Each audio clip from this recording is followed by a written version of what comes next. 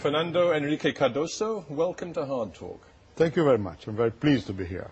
In a recent interview, you talked about a general lack of enthusiasm in Brazil. You said there's a sense of dejection in my country. Why is Brazil downbeat? I would say basically because there is a lack of trust on the political life in Brazil. Not in one specific person or personality or the president, but the Congress, the way how the political people treats, national problems, and also because of corruption among the political leadership. You see? But look at the big picture. I said Brazil is lagging behind India and China. It's true, but still you have a growth rate between 3 and 4%. You have poverty reduction on a very impressive scale. I don't understand why, given that big economic picture, Brazil would be, as you put it, in a crisis of identity. I don't say a crisis of identity. It's a sense of malaise, if I can say in French. You see, we are not feeling well. I mean, this is middle-class people, I must say. People who read the newspaper or you try to follow what's going on in Congress. Because the normal citizen in Brazil is rather expressing what you said before. Because the economy is going up. It's true that's not as high as in other countries or even in Brazil in other time. But anyhow, 4% is not that bad. And it's also true that you are reducing poverty. So in that sense, the normal citizen feels that the standing of their lives is improving. But you see, the reason I said national identity as a way of characterizing your thoughts is because you have said that there's a lack of cohesion about Brazilian national life. You say we have no unifying idea or project. Family, religion, political parties, education, they are all fracturing in Brazil. Well, maybe it's a little bit exaggerated to say they're all fracturing. But the point is that in other moments in Brazilian history, we had the sense that Brazil is making progress. Now we are making progresses. Well, now you're making more progress than ever before, but you seem less happy and less sure about what Brazil is about. That's the point. It's because, we are repeating again and again and again in the last decades, after the redemocratization, that Brazil is lacking of education, lack of health. We have the agrarian reform problem, misery, poverty, every day. So Brazil has become convinced that the situation is a situation of despair. It's not true. We are making progress. It's a matter of to get a new consensus. It depends on the leadership, basically. I would say that I don't want to make that criticism to my president.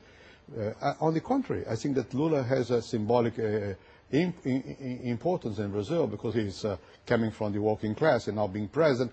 This could be a very important and positive signal. So why not?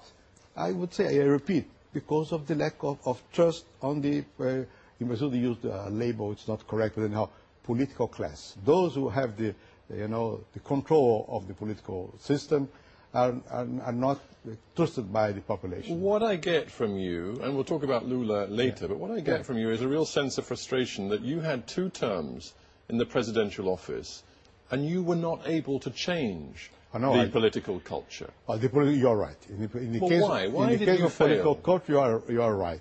I changed the country, I suppose. Well, I'm not sure that you... Do you really believe that? I mean, again, I'm sorry to quote so many of your own words. In terms of the economy, yes, no doubt. Yeah, but let's go beyond the economy, because you said... And there's a sense of frustration in what you said. My government, you said, made education universal. But for what? What they now teach in schools is a disaster. No. Why? Well, that's what you said. Yes, I said. But why? Because our problem was to give access to the population, to the schools. Now it's a problem of quality.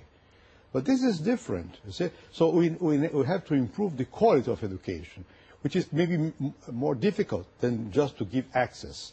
I'm not a pessimistic vis-à-vis Brazil. Maybe in this interview has a pessimistic tone. That's not the way I feel.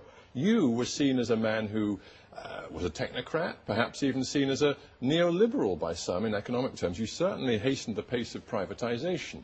And yet, for all of your structural economic reforms, you couldn't solve the problem of the 2 Brazils, that is, the middle class and the successful upper class in Brazil, who are a very tiny minority, and then the vast numbers, the millions and millions of Brazilians who live in poverty. And you couldn't for all of your reforms, tackle that problem of poverty? You are wrong. Sorry. Because I started, not me, even before, but anyhow, we started a program of transformations in Brazil, and the results are coming. I give you the last result. Last result was about the reduction of poverty. The poverty reduction was very impressive in Brazil. Basically, from 1995 on up to today, the poverty line was 40%, now it's about 28%.